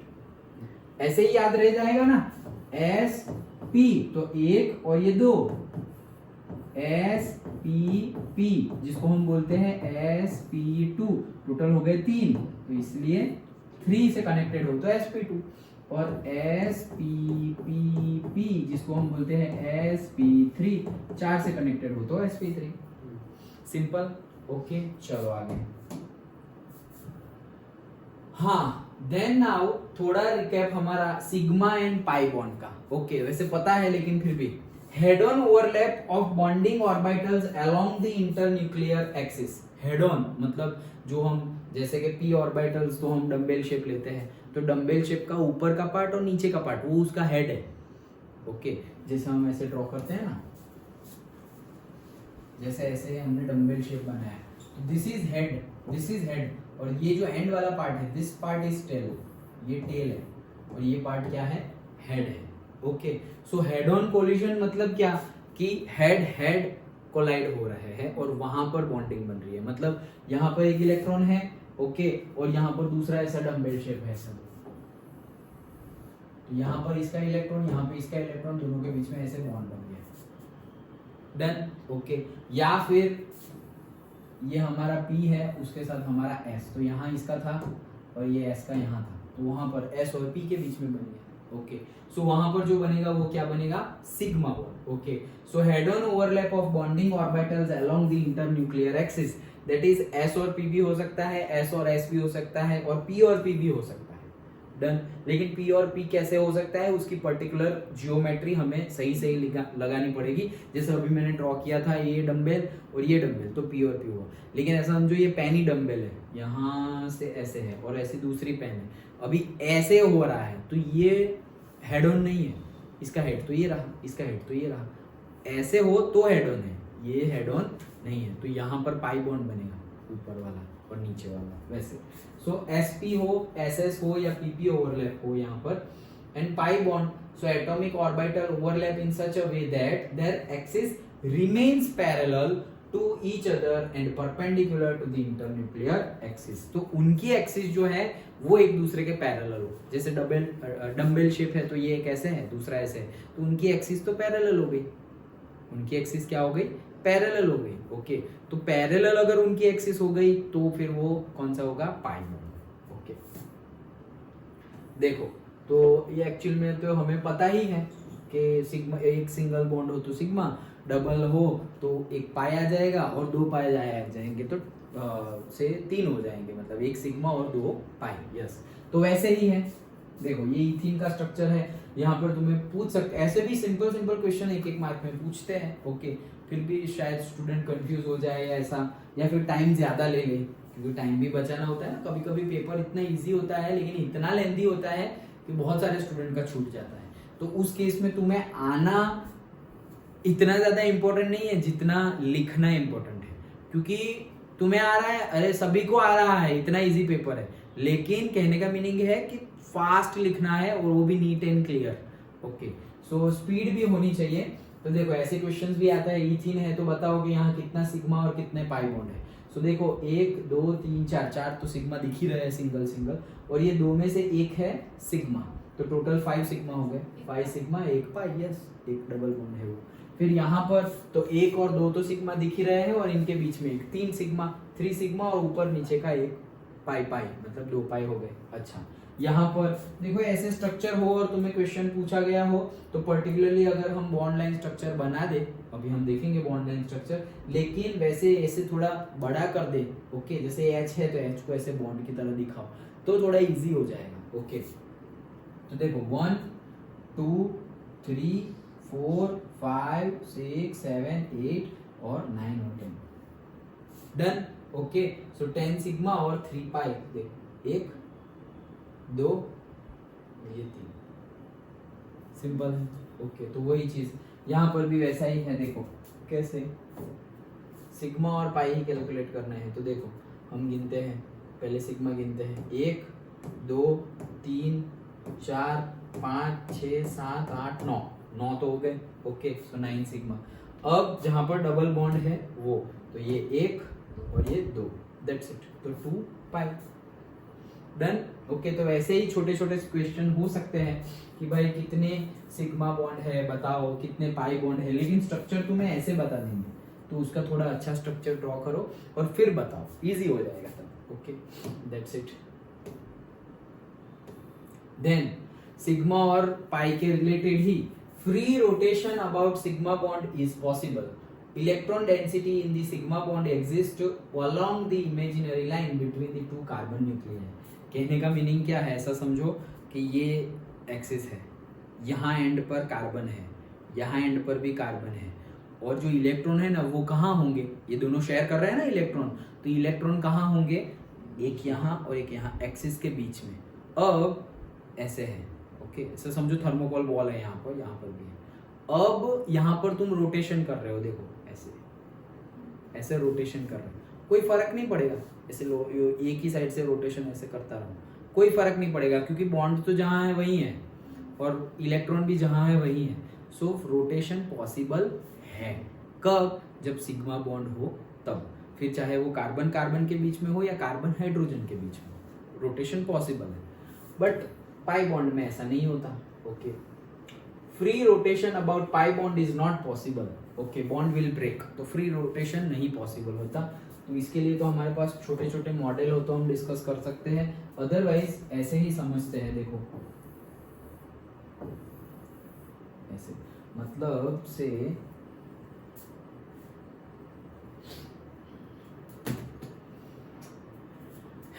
ऐसा समझो कि ये डंबल है और ये भी डंबल है, अब ऐसे ओवरलैप हो रहा है, ये पैरेलल है, उनकी एक्सिस पाई बॉन्ड में पैरेलल होती है एक्सिस, अभी हमने पढ़ा, तो ये है डन। अभी ये पैरेलल एक्सिस है एक दूसरे के, बॉन्डिंग का होगा, ये डंबल शेप है ना, तो इस यहाँ एक इलेक्ट्रॉन, यहाँ एक इलेक्ट्रॉन, यहाँ पर बॉन्डिंग, यहाँ एक इलेक्ट्रॉन, यहाँ एक इलेक्ट्रॉन, यहाँ पर बॉन्डिंग।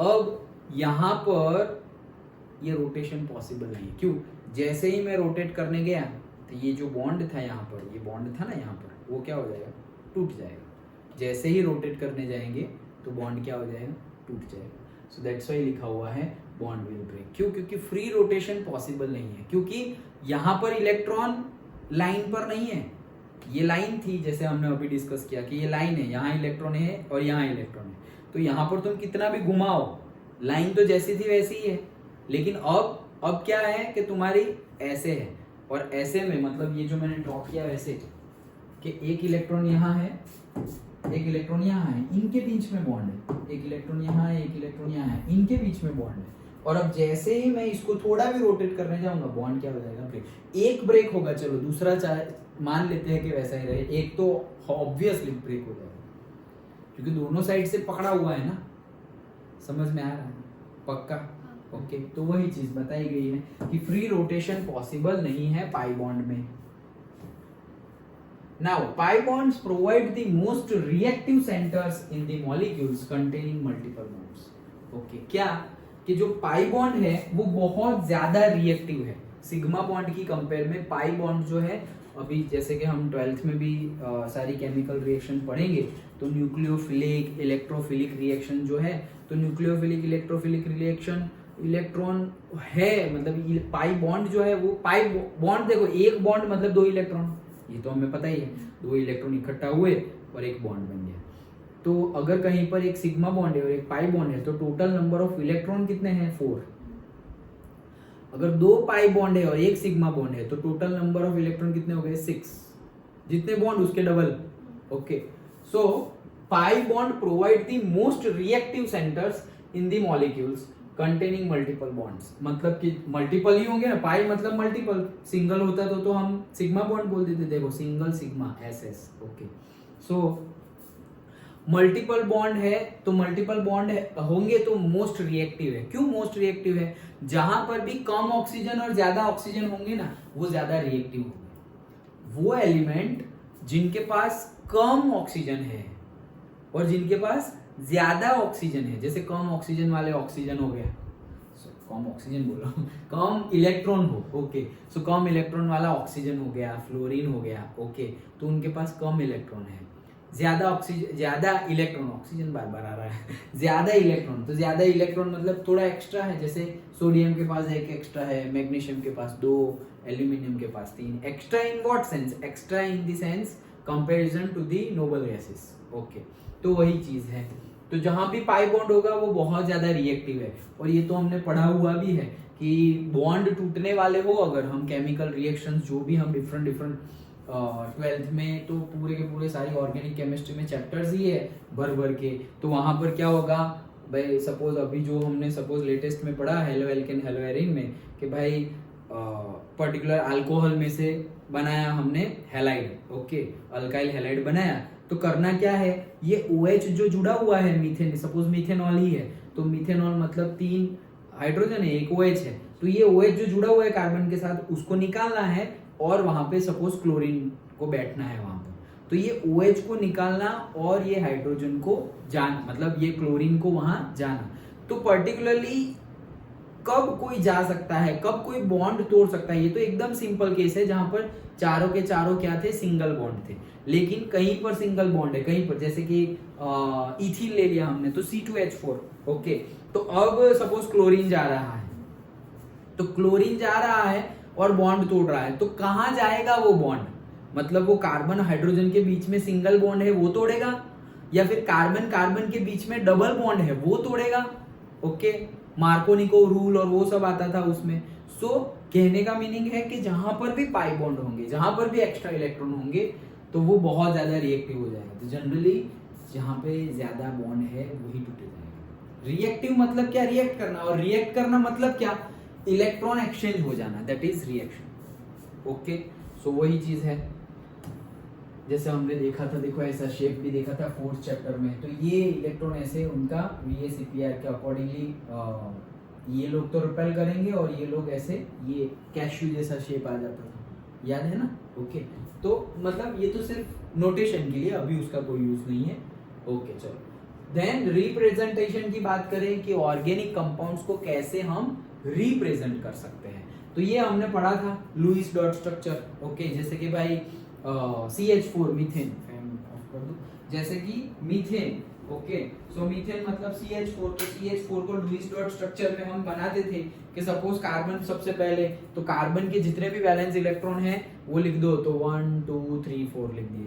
फिर हाइड्रोजन, तो हाइड्रोजन के भी जितने वैलेंस इलेक्ट्रॉन है वो लिख दो, तो उसमें भी एक ही है, तो H यहाँ पे 1, फिर दूसरा H1, तीसरा H1, चौथा H1, वैसे सब लग जाए, लिख दिए, तो ये बन गया हमारा 2 इलेक्ट्रॉन हो गए ना, तो वहां पे बॉन्ड बन जाएगा, तो ये हो गया लुईस डॉट स्ट्रक्चर। वो हमने पढ़ा था, अगेन वही chemical bonding and molecular structure में। ओके, अभी ऑर्गेनिक कंपाउंड को और दूसरे भी वे है एक्सप्लेनिंग, मतलब रिप्रेजेंट करने के, that is complete structural formula, then condensed structure formula and bond line structural formula. तो ये 3 भी ऑर्गेनिक केमिस्ट्री में बहुत ज्यादा यूज होते हैं। हम लुईस डॉट स्ट्रक्चर, कितनी मेहनत है यार, डॉट बनाओ, कहीं पर क्रॉस बनाओ, सेम ना हो जाए इसलिए, तो इससे सबसे इजी ये वाला फटाफट वाला अभी हम डिस्कस करेंगे, लेकिन थॉरोली समझ में आ जाएगा, अच्छा ये यहाँ जुड़ा है, इतने बॉन्ड, ये वो, तो वो है हमारा कंप्लीट, नाम ही है, देखो नाम में ही छुपा हुआ है, कंप्लीट स्ट्रक्चरल फॉर्मूला। कंडेंस्ड मतलब छोटा हो गया, जैसे कि स्टीम है, स्टीम का वॉल्यूम कितना, जैसे ये रूम में स्टीम है, तो रूम में जितनी भी स्टीम है वो सबको मैंने ठंडी कर दी और एक बॉटल में पानी भर दिया, लो तो जितनी स्टीम थी सारे के सारा वॉल्यूम, इतना बड़ा वॉल्यूम था, वो कंडेंस होके, कंडेंस मतलब टेम्परेचर डाउन करके, और हमने उसका वॉल्यूम क्या कर दिया, छोटा कर दिया। तो कंडेंस का मीनिंग क्या होता है, वॉल्यूम कम हो जाना। ओके, सो यहाँ पर भी स्ट्रक्चर इतना बड़ा दिख रहा है, कंप्लीट है, इसलिए अभी तुमको वही स्ट्रक्चर को थोड़ा छोटा दिखाना है तो छोटा कर दो। ओके, और छोटा दिखाना है तो फिर सिर्फ line structure, bond line structure ही ड्रॉ कर दो। क्या है अभी डिस्कस करते हैं। देखो सबसे पहले कंप्लीट स्ट्रक्चरल फॉर्मूला, तो देखो ऐसे ही दिखता है कंप्लीट स्ट्रक्चर फॉर्मूला, मतलब कि उसमें जितने भी बॉन्ड्स है कार्बन कार्बन के बीच में, कार्बन हाइड्रोजन के बीच में, वो सब कुछ हम शो करते हैं। ओके, कुछ भी स्किप नहीं करते। कंप्लीट बोला है ना, तो उसको देख के तुम्हें कंप्लीट आइडिया आ जाएगा, अच्छा ऐसा है, लाइक दैट।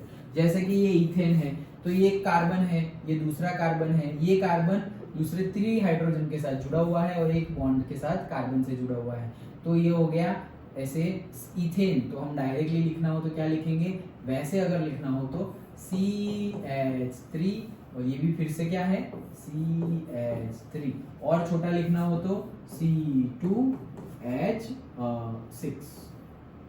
डन, समझ में आ गया। ओके, तो ये हो गया हमारा इथेन। अभी जैसे अभी हमने डिस्कस किया था कि इथीन करना है 2 ही कार्बन वाला, तो एक एक हाइड्रोजन सपोज यहाँ से भी निकल गया, यहाँ से भी निकल गया, तो वो खुली हुई है तो वहीं पे बॉन्ड बन गया, तो ये बन गया हमारा इथीन। देख के ही पता चल जाएगा कि ये इथीन है, क्यों, डबल बॉन्ड है और 2 कार्बन है, तो इथीन खत्म। ओके, वैसे देख के ही पता चल जाएगा। जैसे यहाँ पे 3 बॉन्ड है, अच्छा मतलब ये अल्काइन है, alkane, alkene and alkyne. Alkane single bond saturated, और unsaturated hydrocarbons alkene and alkyne, double bond, triple bond. तो ये ट्रिपल बॉन्ड दिख गया, मतलब ये अल्काइन है। अच्छा, लेकिन कौन सा है भाई, मीथ में तो होता ही नहीं है, मिथाइन तो होता ही नहीं है, वो तो स्टार्ट ही इथाइन से होता है। तो 2 कार्बन हो तो इथाइन, 3 हो तो प्रोपाइन, वैसे यहाँ पर 2 ही है तो ये इथाइन है। अच्छा, सो ये हो गया इथाइन। देन वैसे ही देखो, अगर हमारे पास लोन पेयर ऑफ इलेक्ट्रॉन है, जैसे यहाँ पर OH ग्रुप जुड़ा हुआ है मिथेनॉल, मतलब मिथेनॉल तो है लेकिन OH ग्रुप जुड़ा हुआ है, और ये जो लोन पेयर ऑफ इलेक्ट्रॉन है वो भी हम शो करते हैं, जिससे कि हमें पूरा का पूरा कंप्लीट स्ट्रक्चर समझ में आ जाए। ओके, तो ऐसे जो शो करते हैं हम इसी को बोलते हैं कंप्लीट स्ट्रक्चर फॉर्मूला। जो भी हमें न्यूमेरिकल गिनने हो ऑर्गेनिक केमिस्ट्री में, वेदर 11th के और 12th के, जो भी न्यूमेरिकल भी गिनने हो, तो फर्स्ट ट्राई ये करो कि जो भी गिवन है, कोई भी वे में गिवन हो, वेदर बॉन्ड लाइन स्ट्रक्चर में गिवन हो, वेदर कंडेंस स्ट्रक्चर में गिवन हो, वेदर कुछ वर्डिंग में भी लिख के गिवन हो, तुम सबसे पहले कंप्लीट स्ट्रक्चर फॉर्मूला बना दो। तो होगा क्या, भले ही तुम्हें बॉन्ड लाइन में से ही समझ में आ जाता है आंसर क्या है, लेकिन उसमें गलती होने के चांसेस है। ऐसे लिख दिया तो गलती होने के चांसेस मिनिमम हो जाएंगे। Okay, so bond line structure ऐसे बना देना है। तो ये तो हो गया complete lone pairs of electrons on heteroatoms में और may not be shown, generally shown कर देते हैं कंप्लीट में, लेकिन फिर हम जो फटाफट तुम्हें आइडेंटिफाई करना हो कि लोन पेयर कितनी है, तो फिर तुम शो करो। अदरवाइज जनरली हम अगर मिथेनॉल बनाए, इथेनॉल बनाए, तो हम तो OH लगा के आगे चले जाते हैं। हमें पता है ऑक्सीजन के पास लोन पेयर है, हमें पता है नाइट्रोजन के पास है, लेकिन हम हर बार लिखते नहीं है, तो मे और may not be shown. Okay, चलो देन कंडेंस। कंडेंस तो मतलब छोटा हो गया, तो देखो abbreviated structural formula, abbreviation brief मतलब छोटा। तो देखो ये क्या हो गया, CH3 CH2 6 CH3, मतलब कि ये CH2 अभी 6 टाइम्स है, 6 टाइम्स बीच में, वो 6 टाइम्स ना लिखना पड़े, CH3 CH2 CH2 CH2 CH2 CH2 CH2 6 times लिखा, वो 6 टाइम्स मत लिखो, एक बार CH2 लिखो मल्टीप्लाई बाय 6, तो ये और छोटा हो गया ना। ओके, तो इसे ही बोलते हैं कंडेंस्ड। अगर बड़ा लिखते तो कितना बड़ा हो जाता, तो ये कंडेंस लिख दिया। अगेन कार्बन और हाइड्रोजन के बीच में जो बॉन्डिंग थी वो भी हमने शो नहीं की, कार्बन और कार्बन के बीच में बॉन्ड थी वो भी हमने शो नहीं की। लेकिन सर फिर पता कैसे चलेगा कि अल्कीन है या अल्काइन है, तो शो करना पड़ेगा। जैसे कि ये देखो इथीन, अभी मैं ऐसे लिख दूं CH2 ऐसे, तो भी पता चल सकता है। कैसे पता चल सकता है, टेट्रावैलेंसी चेक करके कि भाई CH2 लिखा हुआ है, ये लिखा हुआ है CH2 ऐसा अगर लिखा हुआ है, अगर ऐसा लिखा हुआ है CH2, तो सबसे पहले तो तुम चेक करो टेट्रावैलेंसी। तो देखो कार्बन 2 हाइड्रोजन के साथ जुड़ा हुआ है और एक कार्बन के साथ जुड़ा हुआ है, मतलब टोटल कितने हुए 3 ही हुए, 2 हाइड्रोजन और 1 कार्बन, तो 3 ही हुए, एक बाकी रह गया। एक बाकी रह गया मतलब उसकी एक वैलेंसी खाली है।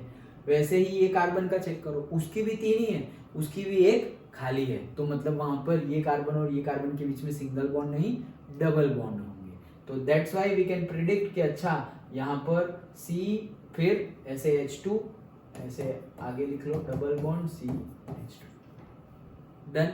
तो वैसे आइडेंटिफाई कर सकते हैं, लेकिन हर बार टेट्रावैलेंसी चेक करना वो भी टीडीएस एक्सरसाइज है। तो हम जनरली क्या करते हैं, अगर डबल बॉन्ड और ट्रिपल बॉन्ड हो तो शो कर देते हैं, जैसे कि यहाँ पर हमने डायरेक्टली शो कर दिया है। और अगर नहीं शो किया है तो हम मान लेते हैं कि अल्केन है, जैसे कि देखो CH3 ओके, तो हमने मान लिया क्या कि ये अल्केन ही है। फिर वापस टेट्रावैलेंसी ऑफ कार्बन से चेक कर सकते हैं, कार्बन ये कार्बन से और 3 हाइड्रोजन से 4 हो गए, कार्बन ये कार्बन से और 3 हाइड्रोजन 4 हो गए। लेकिन हर बार ऐसा कैलकुलेट करना ना पड़े, दैट्स वाई हम क्या कर देते हैं, अगर डबल बॉन्ड हो तो शो कर दो, ट्रिपल बॉन्ड हो तो शो कर दो। सिंगल बॉन्ड हाइड्रोजन और कार्बन के बीच के सारे निकाल दिए, कार्बन कार्बन के बीच के भी सिग्मा बॉन्ड निकाल दिए और कार्बन और हाइड्रोजन के बीच के भी सिग्मा बॉन्ड निकाल दिए। Done okay. और ऐसे अगर बहुत टाइम रिपीट हो रहा हो कोई पर्टिकुलर से मॉलिक्यूल ओके और से CH2 ग्रुप, तो उसको उतने टाइम ना लिखकर सिर्फ नंबर से, एक बार नंबर से बता दो ओके। तो ये हो गया हमारा कंडेंस्ड फॉर्म। ये देखो इथाइन, तो ट्रिपल बॉन्ड लगा दिया, पता चल गया। यहाँ पर कुछ नहीं लगाया मतलब कि भाई सिंपल सिंगल सिंगल सारे सिग्मा बॉन्ड ही है वैसे ओके। हाँ देखो ये कंप्लीट स्ट्रक्चर फॉर्मूला जैसे हमने ये अभी पढ़ा वो एक CH3, तो देखो ये एक CH3 हो गया, CH3 तो ये हो गया CH3, ये CH3 हो गया। अब देखो CH2 6 टाइम्स है, देखो ये एक CH2, दूसरा, तीसरा, चौथा, पांचवा, छठा, 6 CH2, तो फिर ऐसे ही लिख दिया और फिर वापस CH3 खत्म, सिंपल ओके। तो ये हो गया condensed structural formula. Then last but not the least bond line structure. Okay, so bond line structure में क्या है, carbon and hydrogen atoms are not shown. Carbon और हाइड्रोजन हमें दिखा नहीं, ना कार्बन ना हाइड्रोजन, बॉन्ड तो पहले से ही निकाल दिए थे सिग्मा बॉन्ड, अब तो हम कार्बन और हाइड्रोजन को भी नहीं लिख रहे हैं। And the lines representing carbon carbon bonds are drawn in a zigzag fashion, zigzag fashion से हम जनरली, तो ये तो बहुत ही विचित्र है लेकिन हमने तो ये सीख लिया है ओके। सो वैसे ऐसे शो करते हैं कि ये ऐसे लाइन शो कर दी, तो ये भी एक पर्टिकुलर है, ये भी एक पर्टिकुलर है ओके, मतलब ये भी एक पर्टिकुलर कंपाउंड है, ये भी एक पर्टिकुलर कंपाउंड है ऐसे। तो कैसे पता चलेगा सर कि क्या है, पता कैसे चलेगा, देखो जितने कॉर्नर्स हो ओके, जितने मतलब एज मिले तुम्हें, जॉइंट मिले, वो सब जगह कार्बन होगा ओके।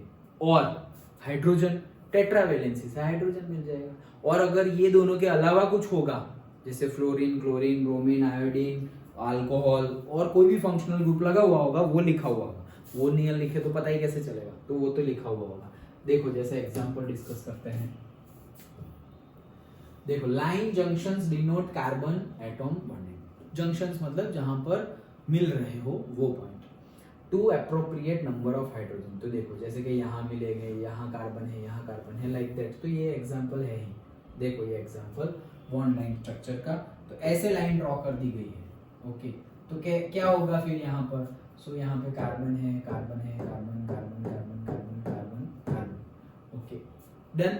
तो इतने कार्बन हो गए और ऐसे एक नीचे डंडा कर दिया गया है, तो नीचे जो डंडा किया है वहां पे अगर फंक्शनल ग्रुप नहीं लिखा हुआ है तो वो भी क्या हो गया, कार्बन ओके। तो यहाँ पर भी आ गया कार्बन। तो कितने हुए टोटल, 1 2 3 4 5 6 7 8, टोटल 8 हो गए ओके। और ये वाला ये 9th वन, लेकिन वो तो ब्रांच है ओके। तो स्ट्रेट चेन अगर गिने तो 8 कार्बन की है, तो वही चीज यहाँ पर बताई गई है ओके। जैसे ऐसा भी हो सकता है, देखो 1 2 3 4, तो 4 कार्बन है, इसको ही हम लिखे तो कैसे लिखेंगे, 1 2 3 4, और ये 2 नंबर पर Br, फिर टेट्रावैलेंसी कंप्लीट करो, तो ये 1 हो गया, 2 3 4 हाइड्रोजन हाइड्रोजन हाइड्रोजन, ये 1 2 3 एक बाकी है 4, 1 2 3 4 hydrogen hydrogen, 1 2 3 4 hydrogen hydrogen hydrogen. ये है बॉन्ड लाइन स्ट्रक्चर फॉर्मूला और ये है कंप्लीट स्ट्रक्चरल फॉर्मूला उसी का। डन। ओके, सिंपल है। तो वैसे ही सबके लिए हम लिख सकते हैं। देखो ये CH3 अब देखो जैसे कि ये ऊपर वाला है, ये जो है उसी का कंप्लीट स्ट्रक्चर फॉर्मूला इसी का। तो कैसे पता चला? सब जगह CH, देखो C तो हमने सब जगह लिख दिए। अब टेट्रावैलेंसी कंप्लीट करनी है तो ऐसे ही लिखो ना। देखो ये तो वापस ऐसे ही ड्रॉ किया है, मैं तो ऐसे ड्रॉ करके बताया गया हूँ। कैसे? मतलब कितने कार्बन है तो टोटल 8 हुए ना, 1 2 3 4 5 6 7 8, 1 2 3 4 5 6 7 8। तो ये क्लीन कर दूं ना, अभी समझ में तो आ गया ना। ये अभी 8 कार्बन है तो ऐसे ही लिखो 1 2 3 4 5 6 7 8, ये 8 लिख दिए। अब 1 2 थर्ड नंबर पे नीचे एक और कार्बन है, सो 1 2 और 3 पर एक और कार्बन है। अच्छा, और कोई फंक्शनल ग्रुप की कोई कुछ बात नहीं है, बस अब सब जगह हाइड्रोजन लिख दो। टेट्रावैलेंसी कंप्लीट करो। 1 तो 4 3 बाकी, 1 2 3 सब जगह हाइड्रोजन। 1 2 तो फिर 3 4, 1 2 3 तो फिर ये 4, ये तो एक ही है। 1 2 3 4 H H H, 1 2 3 4 H H, 1 2 3 4 1 2 3 4 1 2 3 4 Ganpati में जय जयकार। ये 1 2 3 4 H H, तो देखो वही बना CH3, फिर CH2, फिर CH, देखो CH ही बना ना, और फिर इसके नीचे CH3, तो उसके नीचे CH3, फिर CH2 CH2 CH2 CH2 और लास्ट में CH3। तो ये बना complete bond line, complete structural formula. ये बॉन्ड लाइन स्ट्रक्चर फॉर्मूला, और ये इसको कंडेंस भी बोल सकते हैं। क्यों? क्योंकि हाइड्रोजन और कार्बन के बीच का तो दिखाया नहीं है। डन। ओके, तो ऐसे ही हम बना सकते हैं। पक्का समझ में आ गया? ओके चलो। हाँ, फिर वैसे ही साइक्लिक कंपाउंड्स भी होते हैं, मतलब कि पूरी की पूरी साइकिल कंप्लीट हो जाए। तो देखो यहाँ पर CH2 CH2 CH2 CH2 CH2। Okay, तो वो क्या है? तो एक्चुअल में ऐसा ही है, ऐसे सिर्फ ऐसे एक पेंटागन तुम्हें ड्रॉ कर दिया। तो कैसे पता चलेगा? तो देखो ना, जहां जहां कॉर्नर हो ऐसे पेंटागन, देखो हम अलग से फिर से करते हैं, ऐसे ड्रॉ करके दे दिया तुम्हें। तो ये क्या है? तो पहले तो तुम लिख दो ओके कि सभी जहां पर भी दो लाइनें इंटरसेक्ट कर रही है, मतलब जहां पे जंक्शन बन रहा है वहां पे कार्बन होगा। तो ये रहा carbon carbon carbon carbon carbon, लिख दिया। अच्छा, अब हाइड्रोजन बताओ, क्योंकि और तो कुछ है नहीं। अच्छा, तो हाइड्रोजन तो टेट्रावैलेंसी से हाइड्रोजन मिलेगा।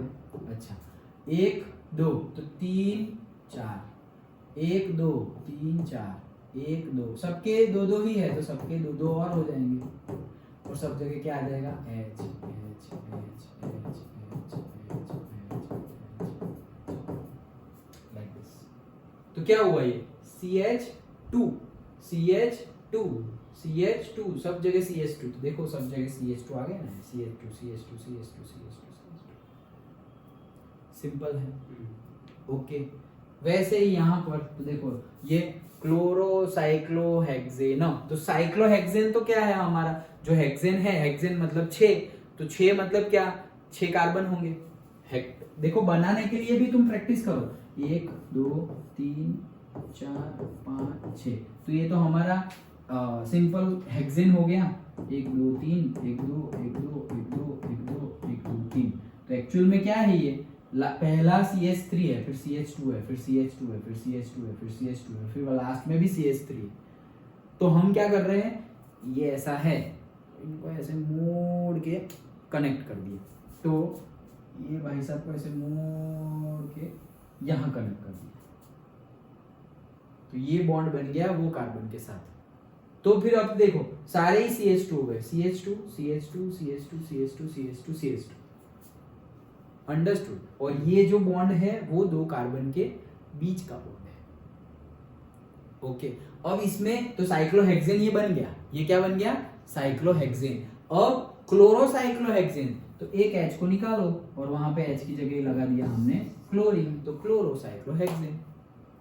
डन। ओके, तो ये पूरा का पूरा क्या था, ये carbon carbon carbon carbon carbon carbon, तो जैसे हमने बोला CH2 CH2, तो ये क्या है, हेक्सेन में बेंजीन नहीं है, बेंजीन C6H6 होता है। ओके, यहाँ पर सब जगह क्या है, H2 है, तो CH2 है, क्योंकि देखो 1 2 और दूसरे 2 4 हो गए। फिर यहाँ पर भी CH2, यहाँ पर भी CH2, यहाँ पर भी CH2, यहाँ पर भी CH2, और यहाँ पर 1 2 3, एक ही बाकी है 4, तो CH। अंडरस्टूड? ओके, तो वैसे ही देखो ये रहा CH, बाकी सब जगह CH2, सिंपल। ओके, तो वैसे ही हमें अगर कंप्लीट स्ट्रक्चरल फॉर्मूला गिवन हो, उससे बॉन्ड लाइन स्ट्रक्चरल फॉर्मूला भी बनाना आना चाहिए, और अगर bond line structural formula given हो तो हमें कंप्लीट स्ट्रक्चरल फॉर्मूला बनाना भी आना चाहिए। उन दोनों, वो जो हम प्रोसीजर कर रहे हैं उसके बीच में ही आ जाएगा कंडेंस स्ट्रक्चरल फॉर्मूला, छोटा वाला, बीच वाला। डन? ओके, तो ये तो थी रिप्रेजेंटेशन की बात। देन एक और रिप्रेजेंटेशन जो बुक में गिवन है, that is 3 dimensional representation. Okay, तो 3 डायमेंशनल रिप्रेजेंटेशन में सबसे पहले तो एक वेज आता है, वेज, जस्ट लाइक दिस, ऐसा वेज आता है। वेज मतलब क्या, कि एक साइड से मोटा है और एक साइड से पतला है। ओके, वैसा वेज, जैसे कि कुल्हाड़ी होती है, एक्स। ओके, जैसे वो कुल्हाड़ी होती है ना, जिससे कि वो वुड काटते हैं। ओके, तो पूरा का पूरा वो शेप कैसे होता है, ऐसे एक साइड से पतला थिकनेस, एक साइड से मोटा जाड़ा। ओके, तो वैसे, तो वैसा वेज रिप्रेजेंटेशन भी है। ये पर्टिकुलरली 3 डायमेंशनल रिप्रेजेंटेशन। ये सब तो हमने रिप्रेजेंटेशन किया, उससे पता चला कितने हाइड्रोजन है, कितने कार्बन है, कितने बॉन्ड है, कितने फंक्शनल ग्रुप है, वो सब चीजें पता चली। लेकिन स्पेस में 3 डायमेंशनली वो लोग कैसे अरेंजमेंट है उनका, कार्बन का, हाइड्रोजन का, फंक्शनल ग्रुप का, वो पता चलेगा हमें ऐसे 3 डायमेंशनल रिप्रेजेंटेशन से। तो उसमें पर्टिकुलरली वेज आता है वर्ड। तो वेज का मीनिंग तो समझ में आ गया। वेज मतलब क्या, पर्टिकुलर एक शेप को वेज बोला गया है।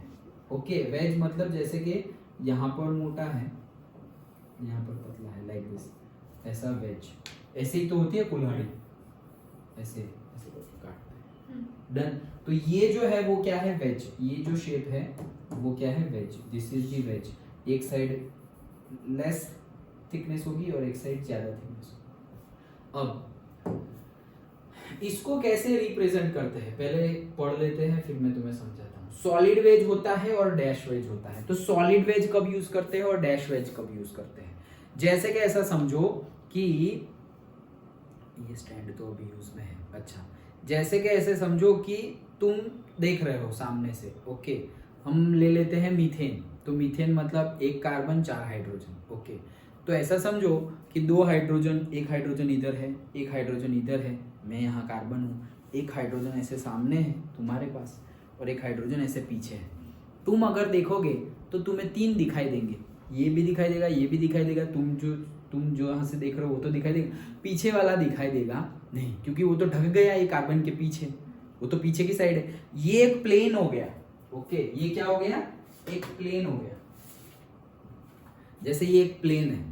ओके, ऐसा समझो यहाँ पर कार्बन है, हाइड्रोजन यहाँ पर है, दूसरा हाइड्रोजन यहाँ पर है, 2 हाइड्रोजन तो आ गए, ये कार्बन, ये बॉन्ड, यहाँ हाइड्रोजन, ये कार्बन, यहाँ बॉन्ड, यहाँ हाइड्रोजन, ऐसे हो गया। अब तीसरा हाइड्रोजन, ये कार्बन है, ऐसे है, ऐसे लो, तुम्हारी दिखाई दे रहा है।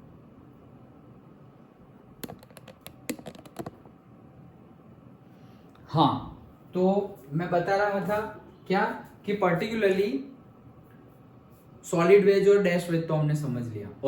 प्लेन से टुवर्ड्स द ऑब्जर्वर हो तो सॉलिड वेज, और प्लेन से अवे फ्रॉम द ऑब्जर्वर हो, इस साइड पीछे की साइड, तो अवे चला गया तो वो हो जाएगा डैश वेज। अभी वेज में भी एक साइड छोटी होती है, एक साइड मोटी होती है। तो मोटी वाली साइड होती है ना, वो हमेशा ऑब्जर्वर वाली साइड होती है। समझ में आया?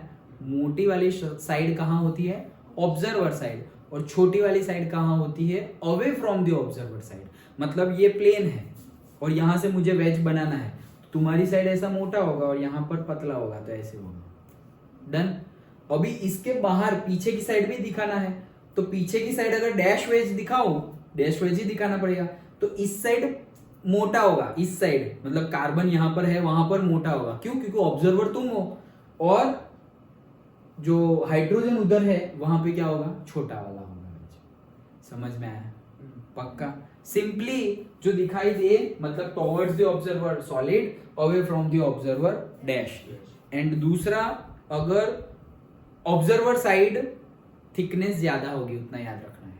ऑब्जर्वर साइड जो वेज की थिकनेस, वेज है तो एक बार एक साइड थिकनेस ज्यादा, एक साइड कम, तो ज्यादा थिकनेस कहाँ होगी, जहां पे ऑब्जर्वर है वहां पर। मतलब कि मैं हूं यहाँ पर, मैं कार्बन हूं, तुम लोग ऑब्जर्वर हो, तो यहां से अगर तुम्हारे इस साइड हाइड्रोजन जा रहा है, मतलब तुम्हारी साइड ही है, अवे फ्रॉम, मतलब प्लेन से तो बाहर ही निकल रहा है और तुम्हारी तरफ ही है। ऐसे अगर मैं बोलूं ये बॉन्ड है तो तुम्हारी तरफ है, ये बॉन्ड है तुम्हारी तरफ है। मैं ऐसे बोलूं तो तुम्हारी तरफ नहीं है। क्यों? क्योंकि प्लेन तो इतना ही है।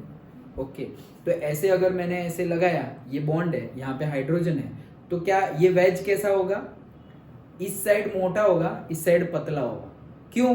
क्योंकि ये कौन सा है, टुवर्ड्स द ऑब्जर्वर, तो ऑब्जर्वर साइड मोटा। समझ में आ गया? और ये सॉलिड वेज होगा। अभी यही ये प्लेन आ गया, अभी ये पीछे की साइड है, अब वो वेज कौन सा हो जाएगा, डैश वेज। और ये साइड जो है वो वेज की कौन सी होगी, ज्यादा थिकनेस वाली। क्यों? क्योंकि अब ऑब्जर्वर तुम तो ऑब्जर्वर हो ही, तो ये तुम्हारी साइड हो गई और ये अवे हो गई, तो वो वाली हो जाएगी पतली, कम थिकनेस। समझ में आ गया? दैट्स इट, वही चीज है। पक्का? ओके, तो वही है bond projecting out of the plane of the paper towards the observer, and dash bond projecting out of the plane of the paper, that is also out of, लेकिन inside, away, okay, away from the observer. That's it.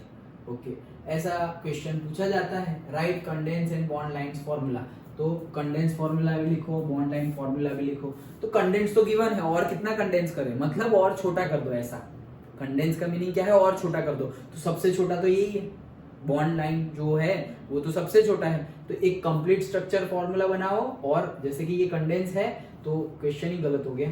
एक condensed form given है और हमें बनाना क्या है, complete structure and bond line structure. तो सबसे पहले ऐसा क्वेश्चन हो तो क्या करना है, कार्बन गिन लो। ओके, तो कितने हैं, देखो ये तो OH है, 1 2 3 4, फिर ब्रैकेट वाला अभी छोड़ो, 4 5, ओके ब्रैकेट वाला छोड़ो, 6, तो 6 कार्बन लिख लो, 1 2 3 4 5 6 लिख दिए। ओके, देन ये पहला वाला है, उसके साथ OH, उसके साथ OH लगा दिया। अभी 1 2 3 4, 4 के बाद जो है वो तो ब्रैकेट में है, मतलब वो तो कहीं पे लगा हुआ है। तो 4 वाला 1 2 3 और 4 वाला है वो यहाँ पर CH3, फिर 5 वाला है उसके नीचे भी CH3 है, ये रहा CH3, और फिर ये 6। देन अब तो हाइड्रोजन, तो वो तो टेट्रावैलेंसी, और यहाँ पर तो वैलेंसी चेक भी नहीं करनी, तुम्हें लिखी हुई दी हुई है, पहले पे 2 हाइड्रोजन, दूसरे पे 2, तो दैट्स इट। पहले पे 2, दूसरे पे 2, तीसरे पे 2, चौथे पे 1, तो देखो चौथे पे 1 ही है। क्यों? क्योंकि एक साइड ये कार्बन, एक या हाइड्रोजन 2, फिर ये एक कार्बन 3, और ये पूरा का पूरा मिथाइल नीचे जुड़ा हुआ है वो 4। डन। ओके, तो वैसे करके पूरा बना दिया। ये कंप्लीट स्ट्रक्चर फॉर्मूला हो गया। और इसी को बॉन्ड लाइन में बनाना हो तो 1 2 3 4 5 6 कार्बन है, तो तुम्हारे कार्बन तो होने ही चाहिए। तो देखो यहां से अगर स्टार्ट करें, 1 2 3 4 5 और 6 हो गए 6। कौन से 6? 1 2 3 4 5 एंड 6 हो गए 6। अब ये जो था वहां पर OH तो लगा दिया, फोर्थ था वहां पर दूसरा मिथाइल तो लगा दिया। सिर्फ मिथाइल में तो सिर्फ हमें ना कार्बन लिखना है ना हाइड्रोजन, सिर्फ एक डंडा ही बताना है। और ये जो सेकंड लास्ट है वहां पर भी है, मतलब उसके बाजू में ही, तो वहां पर भी बता दिया। जरूरी नहीं तुम ऐसे बताओ, मैं ऐसे भी चालू करूं, 1 2 3 4 5 6, देखो 1 2 3 4 5 6 ही हो गई है। ये भी वही हुआ। अभी फर्स्ट जो है वहां से OH, तो लो ये मैंने लगा दिया OH। देन 2 3 4 पे CH3, 1 2 3 और 4 पे ये हो गया CH3, और यहां पर भी हो गया CH3। ये और ये सेम ही है, ये और ये सेम ही है। समझ में आया? पक्का? श्योर? डन ना? ओके, चलो बताओ ये क्या ड्रॉ किया है मैंने,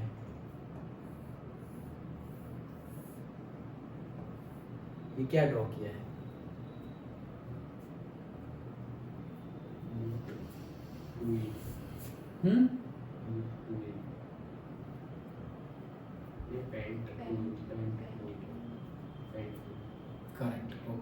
एक तो अल्कीन है, वो पता चल गया क्योंकि डबल बॉन्ड है, तो अल्केन नहीं है अल्कीन है। और कार्बन चेक कर लो, सो 1 2 3 4 5, तो पेंट और alkene. Done, okay, very good. Okay, so then the next topic is, अभी हमने रिप्रेजेंटेशन भी समझ लिया कि ऑर्गेनिक कंपाउंड है, पूरा डिटेल में हम स्टार्टिंग से समझे, हाइब्रिडाइजेशन समझे, इलेक्ट्रोनेगेटिविटी समझे, एस कैरेक्टर समझे। तो अब आता है क्या कि भाई ये जो ऑर्गेनिक कंपाउंड है उनका क्लासिफिकेशन, ये तो मतलब बोर्ड पॉइंट ऑफ व्यू या school exam point of view important है। ओके, दैट इज क्लासिफिकेशन कैसे होगा। ओके, ऑर्गेनिक कंपाउंड का क्लासिफिकेशन कैसे होगा।